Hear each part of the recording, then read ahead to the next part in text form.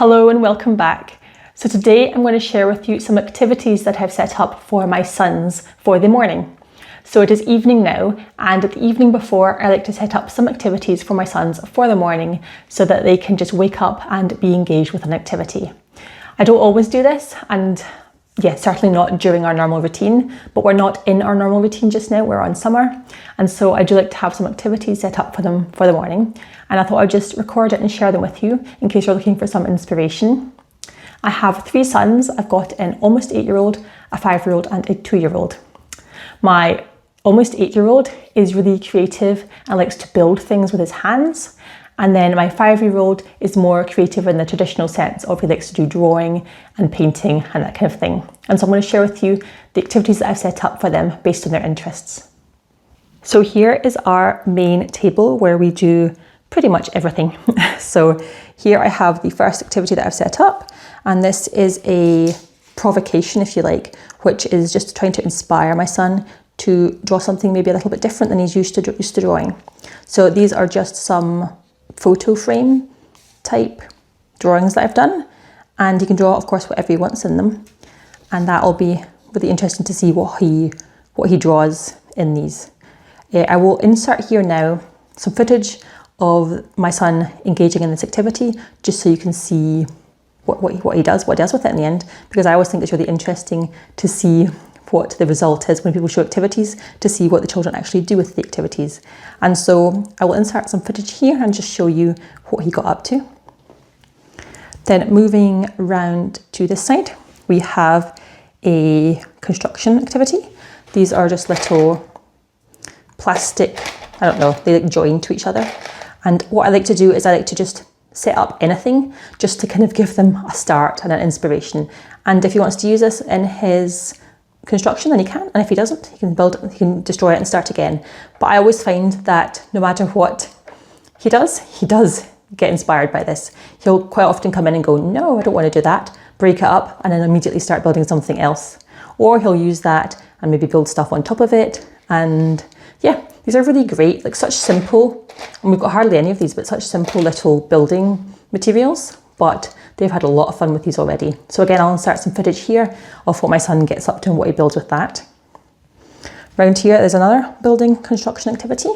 These are just these little tiny blocks. These are actually from my childhood. I found them in a box that was in my mum's house. And so there'd be many, many hours of play and fun with these things. So I just built like a little archway here. Again, a little inspiration, and then the rest of the blocks are in there.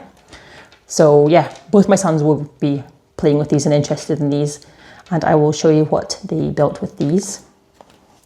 And then let's move around to the last thing on this table, which is this. Such a simple activity, but such a simple thing to inspire all kinds of drawing. Of course, some kind of animals, people, who knows what my son will draw with this. But this is honestly one of the simplest activities that you could set up, and I bet that there's going to be some really fun drawings done with them. So I will show you what my sons draw right now. So that's our little table of activities. I try really hard not to put too many things out. This is actually quite a lot of things. Sometimes I would do only 1 or 2, because if you put too many things out, then it's less inviting, I think, for them, and they're less inspired to actually get involved. But because I have 2 sons with 2 different interests, I've kind of done 2 activities each, and we will see what they're interested in. Of course, they might not be interested in any of them. It's just looking to see what they're interested in, and then I'll make a note of which one they like to do and what they did with it. And then I'll use that to try and make an activity for the next day or the next week or whatever. And that is just a way I like to help them just to engage in learning a little bit. Okay, so over here, I just have literally just a random selection of books that they have in their bookshelf always. But sometimes I find that my sons don't reach for books if they're on the bookshelf, but if you pull them off the bookshelf and just put them somewhere random, they're suddenly really interested in them again, especially these kind of lift the flap and look inside style of books. So that's there. And then I've got this. All my sons have loved this activity, and it's such a simple little thing. It's just these little magnetic fishing rods and magnetic fishes, and they love it. This is for my 2-year-old really, but all the children love playing with that. So that's a little thing they can do in the morning.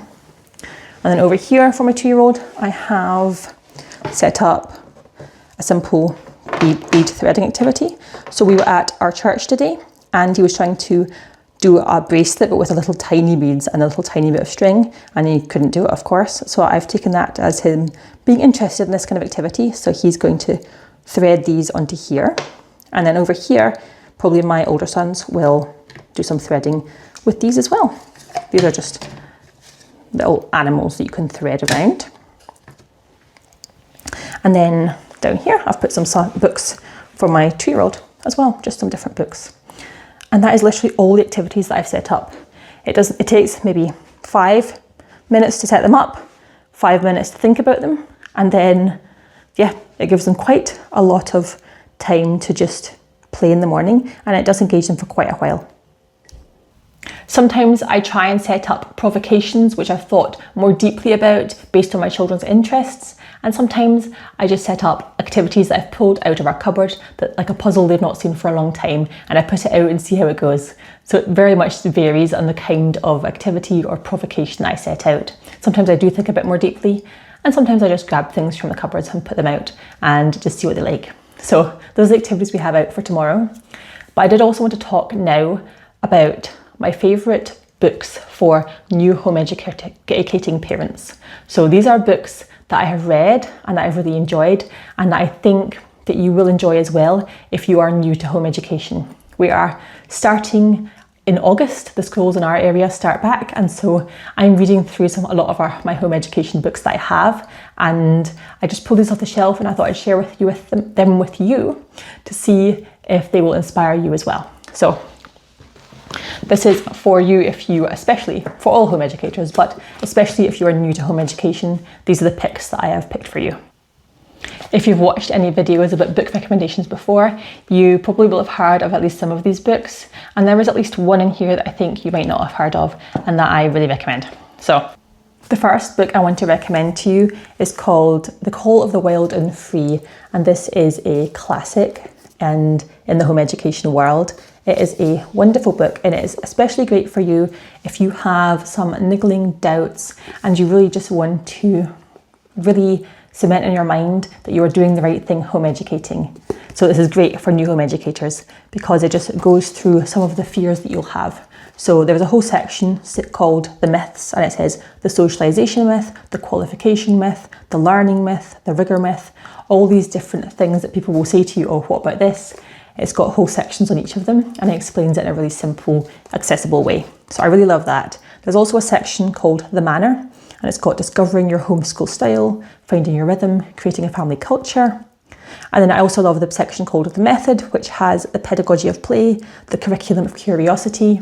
So what's great about this book is it's not really black and white. It's not you must use curriculum and do a very school-like school-at-home method, but it's also not like never use curriculum or it'll destroy the love for learning. It's very much a balanced view of, yes, we can do both of these things and have a balance, and that's what I'm all about. I love having a balance in everything, and so this gives a really balanced view of home education, and I highly recommend it. And I just whacked the microphone, probably hurt your ears. So highly recommend this book. Please go and read it, because if there's only one book that I recommend to you, it is this one. Next up, we have Modern Miss Mason by Leah Bowden. And this says, discover how Charlotte Mason's revolutionary ideas on home education can change how you and your children learn and grow together. So she is someone who loves the Charlotte Mason method, which if you haven't heard of it, then you can go look it up. I'm not going to explain it all here, but it's a very popular home education method. And I really like a lot of the ideas in the Charlotte Mason method. What I will say is that some of these books might have contradicting ideas or different ideas of how education should be done. And I'm someone who just takes bits from here and there.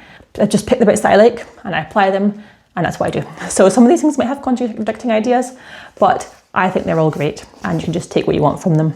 So some of the chapters in this book: raising humans, laying foundations, and then there's a reframing education section, Treasurers of Living Books, which is a huge thing in Charlotte Mason, is living books. Explorers of Nature Study, Masters of Narration, and then it's also got a section called Reframing Motherhood, Creating Soul Space, Becoming Intellectually Alive. So I would say this is a book if you are completely new to Charlotte Mason and you want to just find out a little bit about it.